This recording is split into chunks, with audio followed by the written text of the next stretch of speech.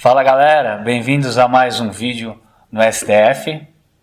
Eu sou o Emerson Marques e no vídeo de hoje falaremos sobre o livro de Apocalipse, após a vinheta.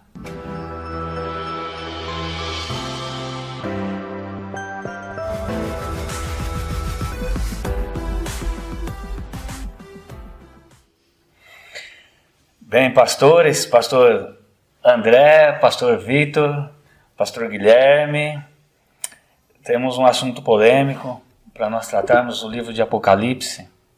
E assim, eu estava olhando, vendo, consultando alguns sites, alguns comentários sobre o livro de Apocalipse. E eu tenho uma pergunta, né? Primeiro, né, ouvir os pastores, o que os pastores acham do livro de Apocalipse. Pastor André? Tá na Bíblia, né? Tá na Bíblia. Tá na Bíblia, um bom livro. Recomendo a leitura aí, né? Legal, recomendo a leitura para todos. Creio que seja um dos livros que mais tem chamado a atenção no sentido de sua dificuldade de entendimento, dificuldade de interpretação. Algumas pessoas acabam criando muitas teorias, até algumas fora de contexto, mas sem dúvida é um livro inspirado por Deus e que fala muito aos nossos corações.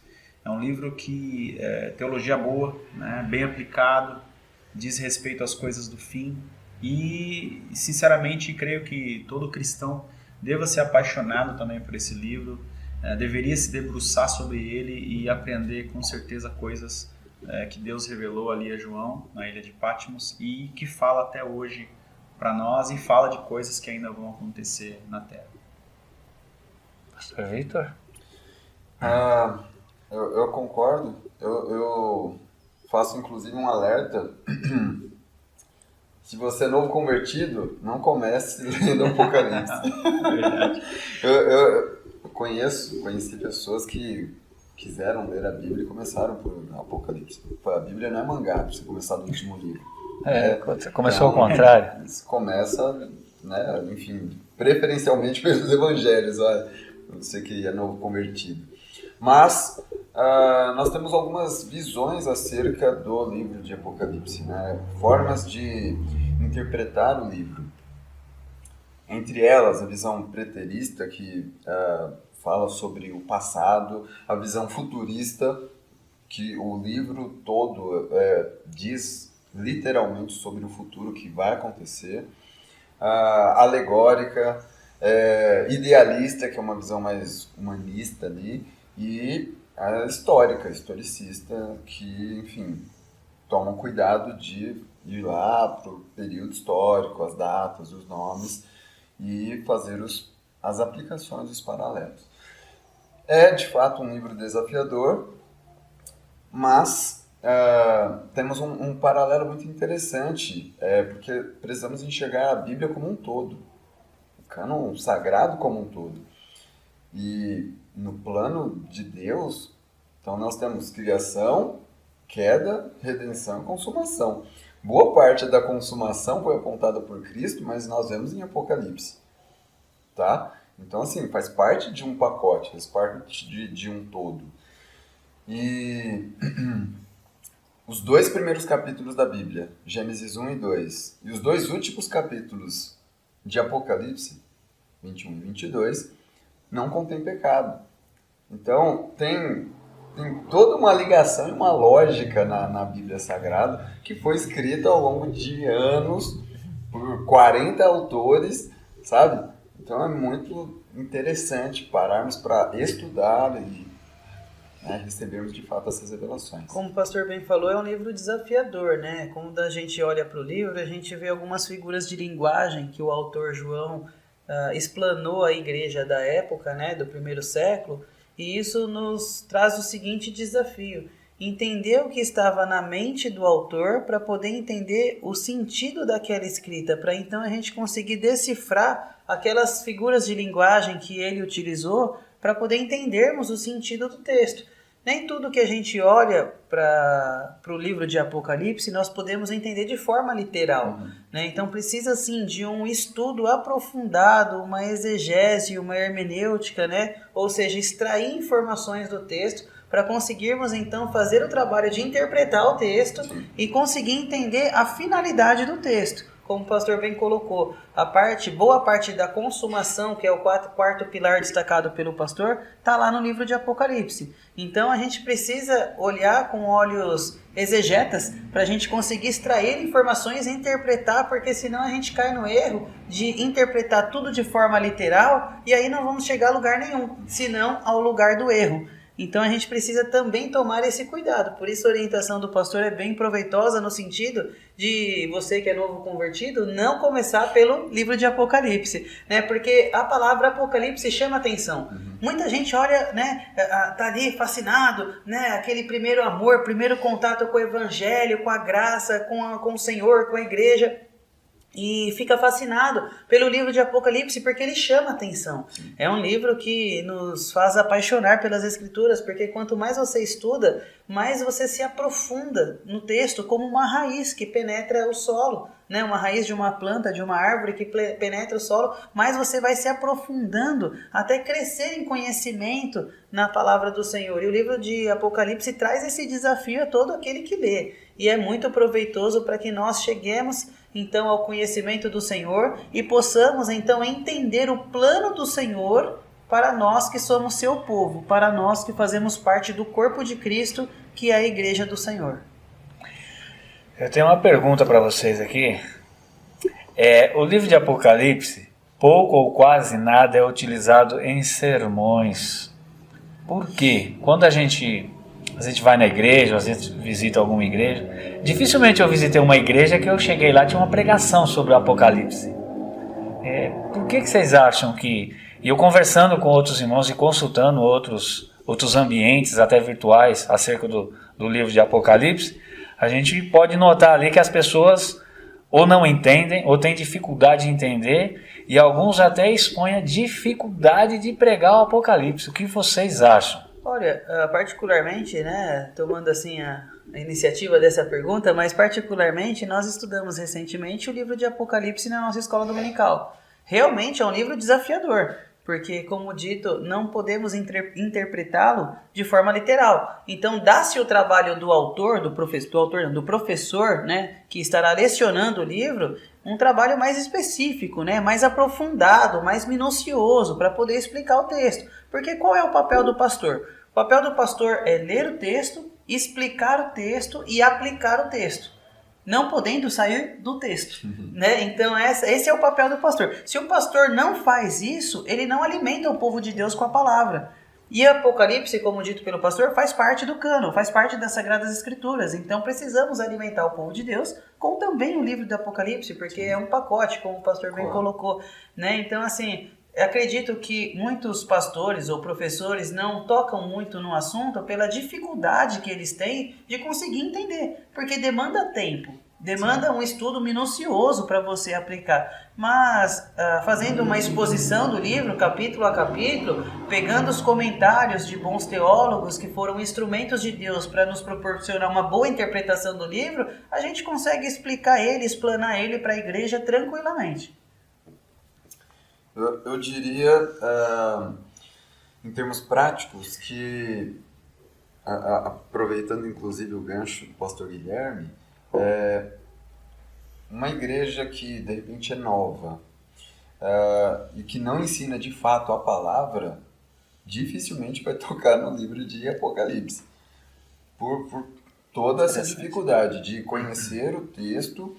E, de repente, a própria igreja, os próprios membros, ainda estão no leite espiritual. Não estão preparados, de repente, para entender conteúdos mais profundos.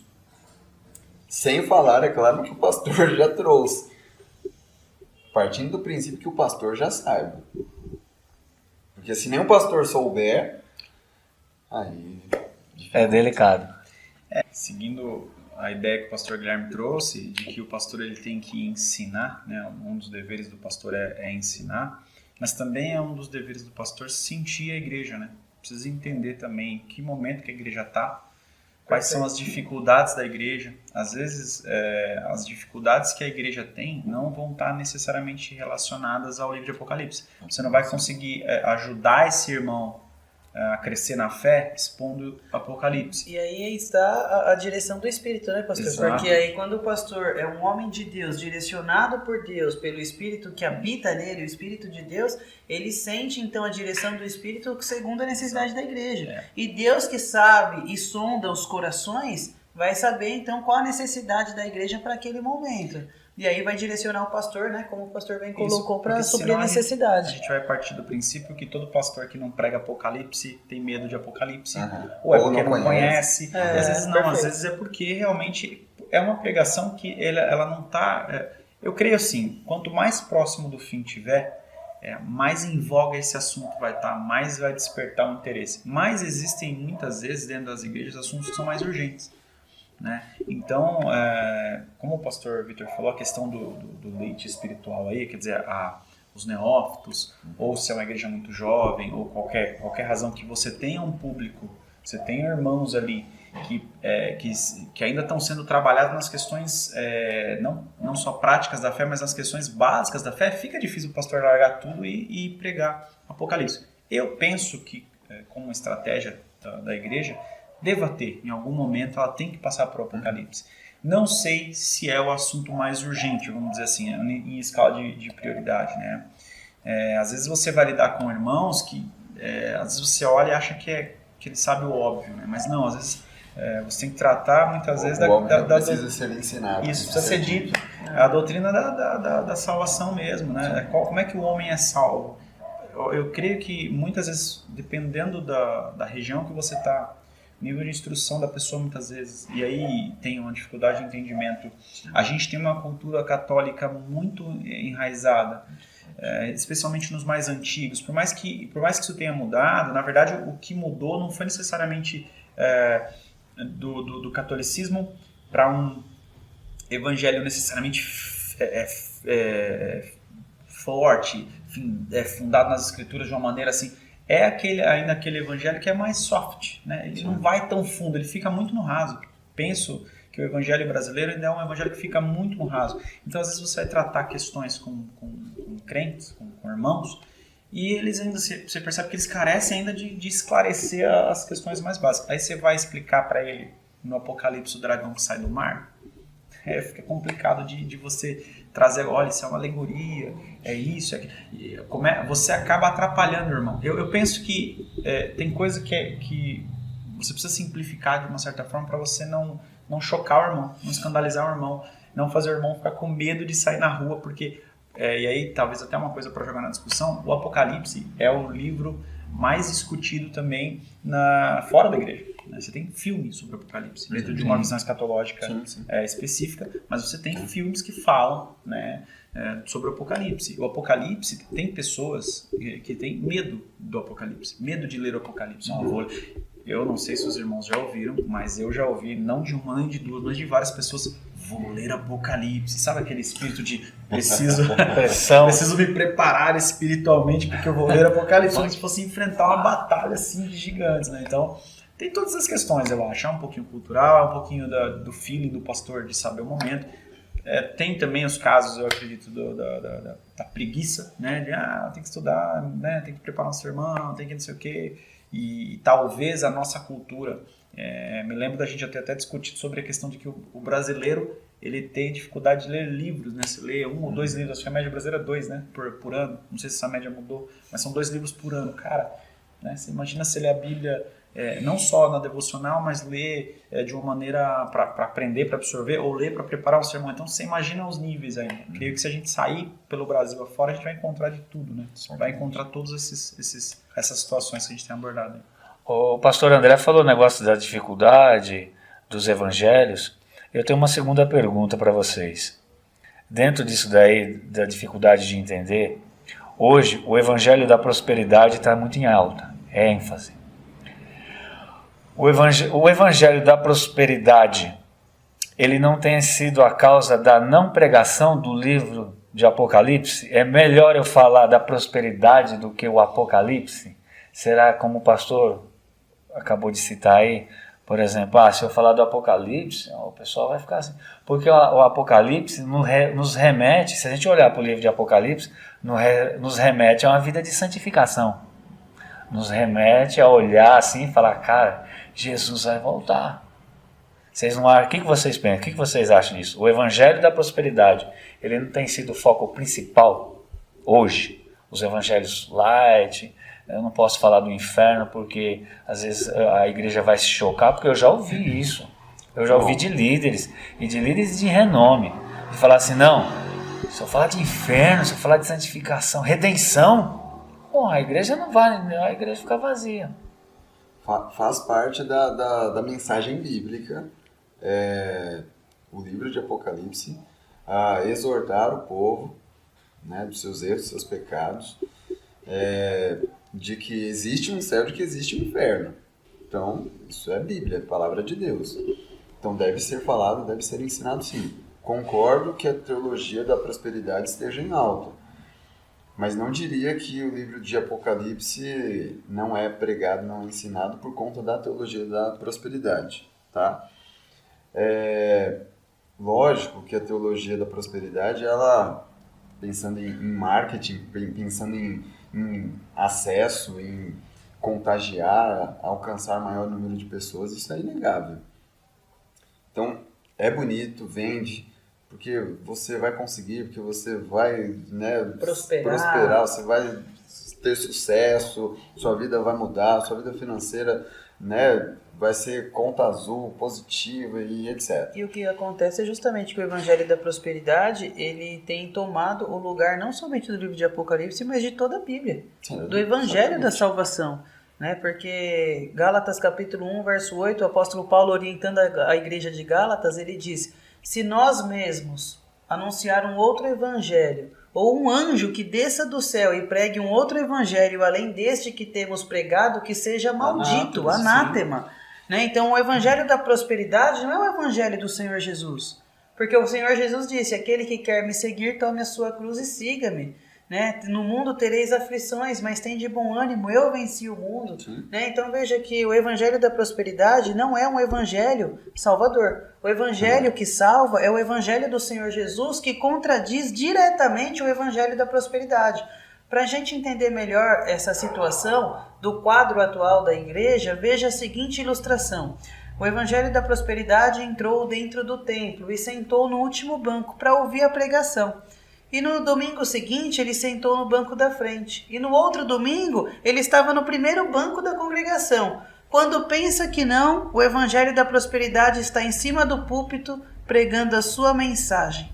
Veja que ilustração para entendermos aí o quadro da igreja, que abriu as portas para o evangelho da prosperidade, retirando a Bíblia, o evangelho da salvação, e deixando este de lado para dar a palavra a alguém que não tem conteúdo a oferecer, senão bens materiais, bens este que não pode proporcionar salvação a ninguém. Mas eu acho que hoje ainda tem um outro cara aí tomando esse lugar no púlpito aí, que é o tal do evangelho antropocêntrico, que é a ideia do evangelho para anestesiar as massas, né? Sim. Que é a ideia de todas as religiões levam a Deus e coisa do tal. Esses dias eu ouvi um pregador muito famoso aí dizer que se o Antigo Testamento e as atitudes de Deus apontavam para Cristo, as atitudes de Cristo apontavam para nós. Então a gente é o centro da vontade de Cristo. É uma coisa absurda assim. Não, é verdade. Tá? Você é o centro de Jesus. Né? Não, perfeitamente. Quando o pastor André falou, né,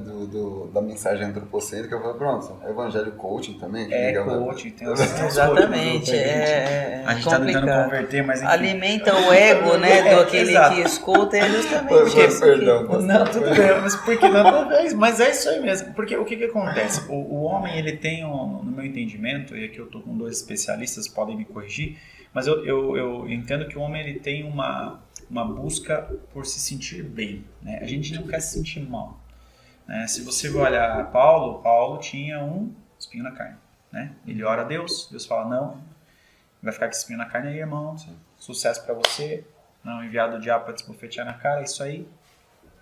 Você imagina hoje se acontece uma situação dessa. Volta mais no Antigo Testamento, vamos falar de Jó, se acontece uma situação de Jó.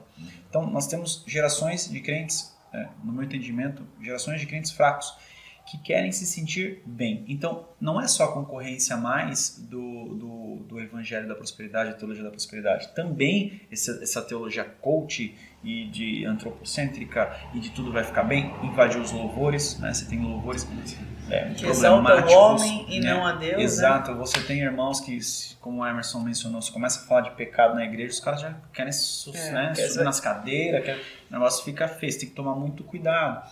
Não só isso, existe uma censura muito grande vindo para a igreja. Hoje o pastor tem que tomar cuidado para não vai ofender. Então é complicado e creio que faz parte do plano de Deus de alguma forma ele está conduzindo tudo isso que a gente, de uma forma que a gente não entende, para o fim que ele desejou, que ele ansiou. E esse fim aí descrito no livro de Apocalipse, né? E aí se dá a importância da gente entender o livro, porque veja bem, as verdades bíblicas até hoje não foram derrubadas por ser humano nenhum. Nem a NASA conseguiu derrubar as verdades bíblicas.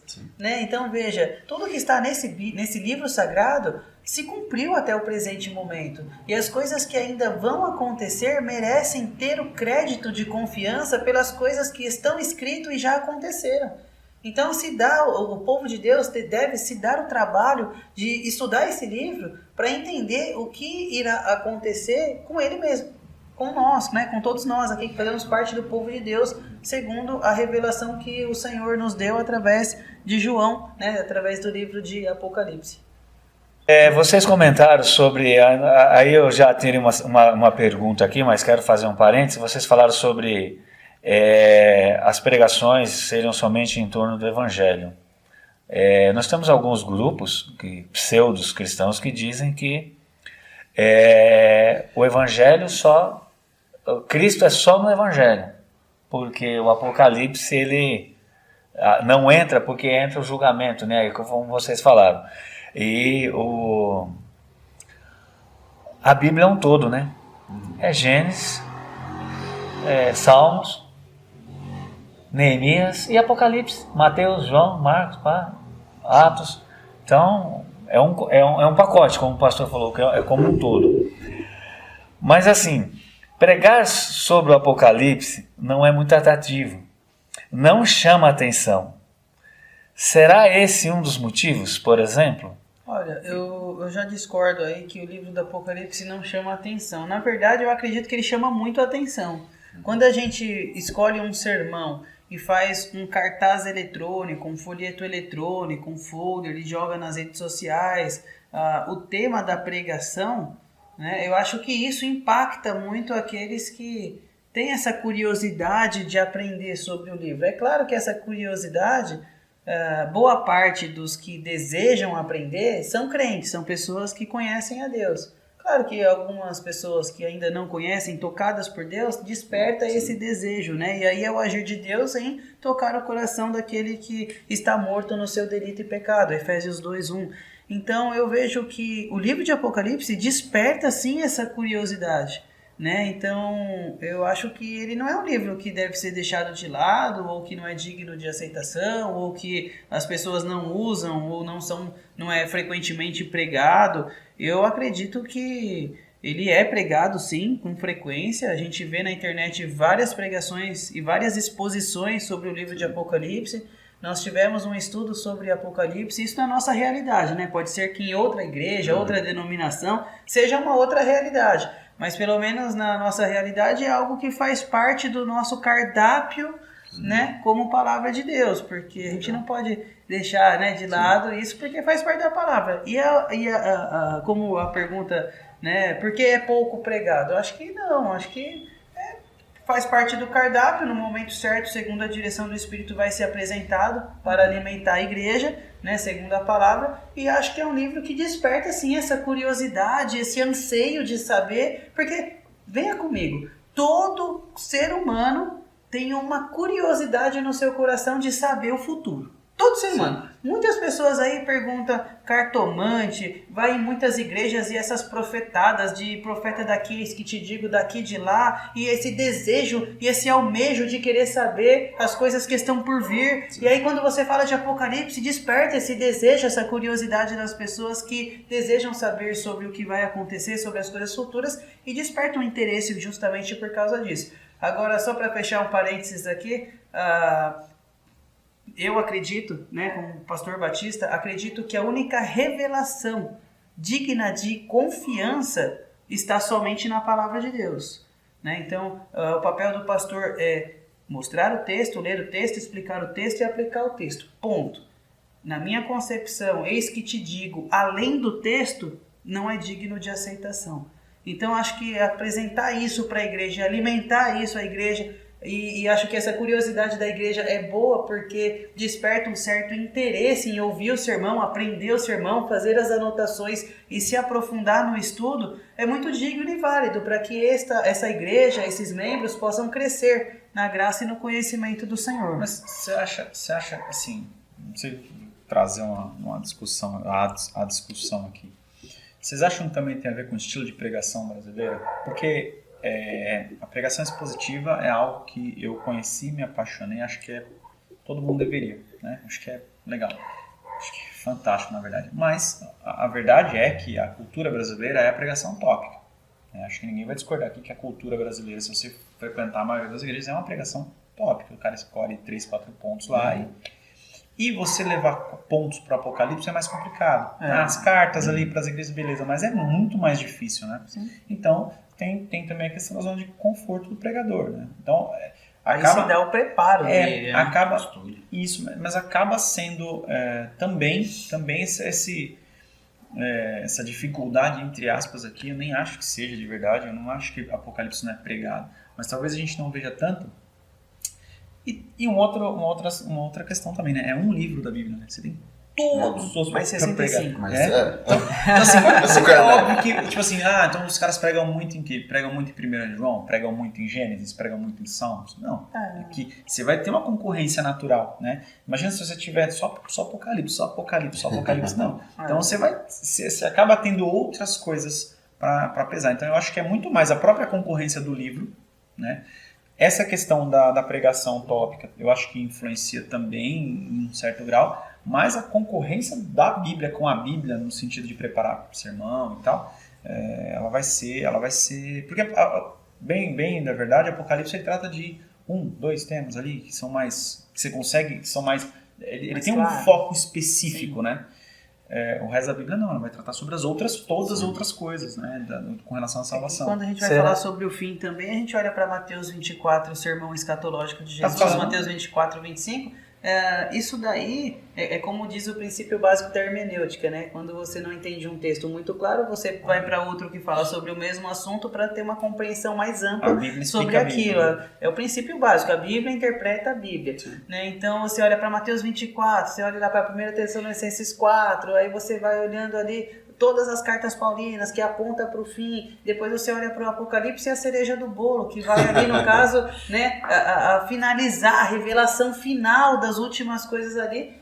Feito o estudo da Bíblia por completo, a gente conseguirá então entender o destino do povo de Deus aqui na Terra e após a vida nesta Terra, né? E muitos símbolos do livro de Apocalipse são biblicamente entendidos quando recorremos a Daniel, outros livros, Ezequiel, tanto que Apocalipse, né, como estamos falando de Apocalipse, o livro do profeta Daniel é o Apocalipse do Antigo Testamento, teologicamente conhecido, né, o Apocalipse do Antigo Testamento. Mas só um instante que eu quero só fazer 2 observações sobre a sua pergunta. Na verdade, toda a Bíblia deve apontar Cristo. Todo sermão deve apontar Cristo. Sim. Mesmo falando acerca das coisas do fim, sobre Apocalipse, propriamente dito, mas tem que ser uma mensagem cristocêntrica. A Bíblia é cristocêntrica. Tá? Né? Se não estiver desse jeito, tá errado. Então, alto lá, vamos rever alguns conceitos aí, alguns princípios que tá fora. Tá? O pastor Guilherme, ele, como um bom pastor batista, ele já falou sobre revelações fora da palavra de Deus, né? Eu já estou numa outra pegada, uma outra proposta. É óbvio que se estiver fora da palavra, do teor da palavra, enfim, anátema, sai fora. Mas eu creio em palavras proféticas, sabe? Então é até um tema interessante para se discutir. Perfeito. Boa. Mas, claro que tem todo um zelo, todo um cuidado e base bíblica. Sim. Não é bagunçado. Mas eu quero aqui só pegar mais um ganchinho aqui no que o pastor André falou. A questão, voltando um pouquinho lá, não voltando necessariamente na primeira pergunta, mas assim, ó, o pastor André falou da concorrência da Bíblia com a Bíblia. Sim. Certo? Não existe a concorrência da igreja com a igreja e pastor com o pastor? Por exemplo, eu estou na igreja, a minha igreja, um exemplo, eu estou num quarteirão, a minha igreja está no meio e tem mais uma outra igreja lá, uma outra igreja irmã. Se eu pregar muito sobre Apocalipse, as minhas ovelhas vão pro lado. Será que às vezes a dificuldade de você trazer o Apocalipse, uma pregação do Apocalipse, não traz aquele desconforto para a ovelha que ela fala assim, o pastor está falando muito sobre exortação, sobre santificação, porque alguns livros eles são práticos nas pregações do Apocalipse. Apocalipse 21, Apocalipse 19, as cartas às igrejas. Se a gente parar para olhar os sermões num culto à noite, mais ou menos é isso. Mas é onde eu quero chegar. Será que às vezes um pastor não fica meio com receio de falar muito do Apocalipse à noite e de repente a ovelha escapar? Posso falar por mim? Sim. Cara, se o cara, olha, pastor, Se você tá com tá medo pregando, disso, irmão, pelo amor de Deus. né? Nem crente você é, né? Vamos nascer de novo, né? Olha só, eu acho que assim, a ovelha ela tem que estar preocupada, é o que eu sempre falo na minha igreja, como os bereanos, né? O que eu fizer, não acredite em mim, né? Não, porque a verdade está com o pastor, não. Olha se o que eu estou falando está na Bíblia, né? Vê se você sabe por que a gente toma muita lambada? Eu digo para ele, sabe por que a gente apanha muito? Lambada eu fui longe, né? Mas sabe por que a gente apanha muito e por que a gente incorre em erros até grosseiros dentro do Evangelho? Porque a gente acha que o pastor ele é infalível, ele não erra numa interpretação, ou às vezes não é nem, entre aspas, não é nem relaxado, o pastor sabe todas as coisas da Bíblia. E, se você for partir do princípio que a inerrância está com o pastor, ou que o pastor ele sempre vai falar a verdade bíblica, não importa o que, você não vai pegar a tua Bíblia e vai olhar para ver se o pastor que está lá está falando a verdade, está falando o que é bíblico, você vai deixar ser guiado assim, cegamente, está errado. O principal, a vida está errado. Você não deve deixar ninguém te guiar. Os críticos são positivos nesse sentido, né? Então, temos que ter olhos críticos. Aí eu acho que entre aspas, censurar o pastor ou chamar o pastor para pastor, nesse sentido, se o pastor está pregando alguma coisa que foge do texto bíblico ou qualquer coisa do tipo, aí ok. Agora, o pastor ele está dentro do texto. A exegese está boa. Não, ele está pregando ali, você olha, não é só ele que está falando aqui, tem diversos pastores, teólogos. E outra Bíblia, né? Fonte de autoridade. Eles estão olhando para a Bíblia do mesmo jeito, quer dizer. Entende? Eles estão olhando para a Bíblia do mesmo jeito. O pastor leu a Bíblia, falou isso. O fulano não tem heresia naquilo. Ele não está inventando uma teologia. Não, agora que o negócio é usar vermelho, por exemplo. Porque é o sangue de Jesus, sei lá. Viajando aqui, tá, gente? Tô viajando, não segue isso aí não. É o sangue de Jesus, então, que purifica para simbolizar todo mundo tem nada de vermelho. Uma bobagem dessa.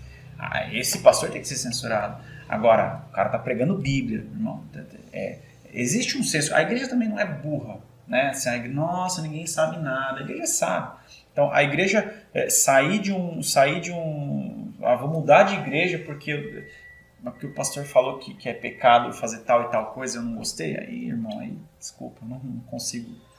Mas eu entendo a sua pergunta. Tive um professor, sociólogo, e tem alguns trabalhos falando sobre o corredor da fé,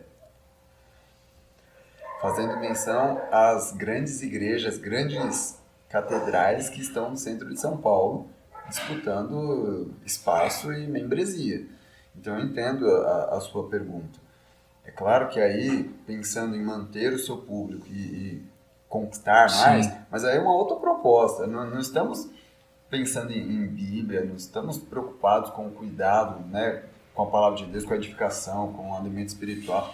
É outra proposta, visão, outra né? pegada. Eu acho que o pastor que está preocupado em não pregar determinados assuntos com medo das pessoas saírem da igreja, ele deve rever o seu chamado pastoral. Sim. Porque ele está lá para pregar a verdade ou ele está lá como um mercenário da profissão para ganhar dinheiro com as pregações? Né? Então, veja, feliz foi Augusto Nicodemos, né? Professor aqui do pastor André, né? Então, seu também. Somos alunos, né? Colegas de classe também da pós-graduação. Mas enfim, feliz foi quando ele disse que é melhor termos 5 pessoas em nossa igreja que entende o plano de salvação, que é alimentada com doutrina sólida, com doutrina bíblica e realmente compreendeu as verdades das escrituras, do que ter uma igreja com 100 mil pessoas que não sabe explicar o plano de salvação. Sim. Então veja a necessidade, né? É melhor termos um grupo reunidos, e eu sou adepto dessa posição. É melhor a gente ter um grupo menor, mais alicerçado. Mais alicerçado, assim, mais reduzido, no caso, em quantidade, mais alicerçado na rocha sólida que é Jesus, em conhecimento, do que uma grande multidão que está como meninos inconstantes, que corre para lá e para cá, indo a todo vendaval de doutrina. Para mim, isso daí está completamente fora de cogitação. Deixar de pregar sobre céu, inferno, pecado, santidade, com medo de alguém sair. Vamos pregar esses tópicos bíblicos, e se alguém quiser sair por causa disso, que Deus abençoe e converta o seu coração para entender a verdade do Evangelho. Às vezes a quantidade do que qualidade, né? Às vezes preocupado mais com quantidade, com volume, né? De membros, né, para autopromoção, do que a qualidade, né? Porque às vezes você pega aí algumas igrejas aí com poucos membros, mas você pega os jovens, você vai falar de Bíblia com os jovens aí, os jovens manjam, então sabe qualidade. O que está falando, essa é a ideia. Mas assim, para a gente finalizar, a última pergunta, a dificuldade do livro de Apocalipse é porque nós não conseguimos romantizar como os evangelhos, porque hoje há muito romance, né? Jesus bonitinho, mas quando você lê que Jesus virá, não mais como um advogado, mas sim como um juiz, é complicado. Mas peraí. Nesse sentido no sentido de que eu não consigo romantizar o livro de Apocalipse, como alguns romantizam os evangelhos. Mas aí romantizar o evangelho é uma interpretação equivocada. Não existe romance no evangelho. No Evangelho, o Senhor Jesus falou 75% sobre o inferno. Onde a gente consegue ver o romance das palavras do Senhor Jesus? Né? Então, veja que o Senhor Jesus ele veio para anunciar o reino de Deus e a sua justiça. Né? Então, eu acho que aquele que está lendo o Evangelho e romantizando o Evangelho está fazendo uma interpretação completamente equivocada do Evangelho. Você quer ver? É o que eu comentei anteriormente, a obra de Cristo aponta para você.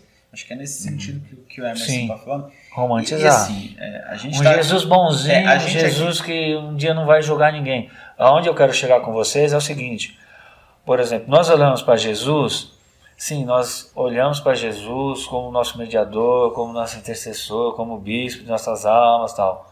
Mas nós esquecemos que Jesus vai vir para julgar. Então, quando eu falo de romantizar... Não esqueci isso aí não, cara. Não vou falar dessa. Quando eu falo que de romantizar, a gente esquece que Jesus veio para estabelecer seu reino. Né? Então, quando eu falo de romantizar, quando alguém fala assim, eu preciso ser bonzinho, eu estou romantizando. Eu preciso ajudar meu próximo, eu estou romantizando o evangelho. Porque não é só isso. Quando eu falo do amor ao próximo, não é só isso. Né? Como nós falamos na escola bíblica, que eu fui visitar a igreja do pastor.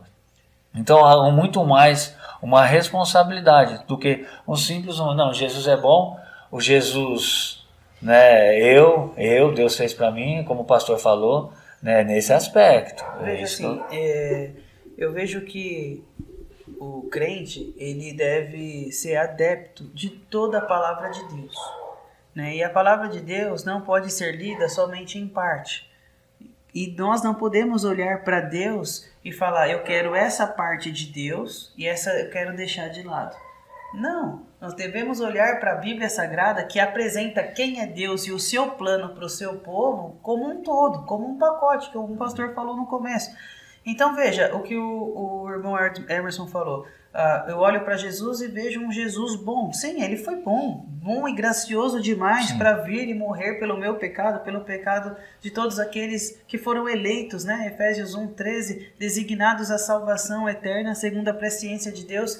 Então, eu olho ali para o Evangelho e vejo um Jesus bom, um Jesus amoroso, um Jesus misericordioso, e essa parte boa de Jesus deve ser evidente em todos nós que nascemos de novo, como frutos do Espírito. Agora, a questão que Jesus irá vir para julgar a vivos e a mortos também deve estar viva em nossa consciência, porque é uma realidade explícita na Escritura. Então, eu entendi a pergunta do irmão. Nós não podemos pegar somente essa parte que satisfaz o nosso desejo e deixar a outra parte de lado. E a responsabilidade. Porque se a gente deixar essa responsabilidade de lado, a gente com certeza não entendeu o Evangelho. É o Evangelho como um todo. Para colaborar, né? com essa ideia do pastor Guilherme, porque assim, a gente precisa entender qual que é o propósito da Bíblia, né? Eu acho que onde que a teoria da prosperidade erra e o pastor fala assim, porque não é de Deus, né? Onde que a teologia da prosperidade erra? Por si só já é. E essa teologia antropocêntrica e teologia mais coach e tal, Sim. onde que elas erram, né? Onde que elas falam no propósito da Bíblia?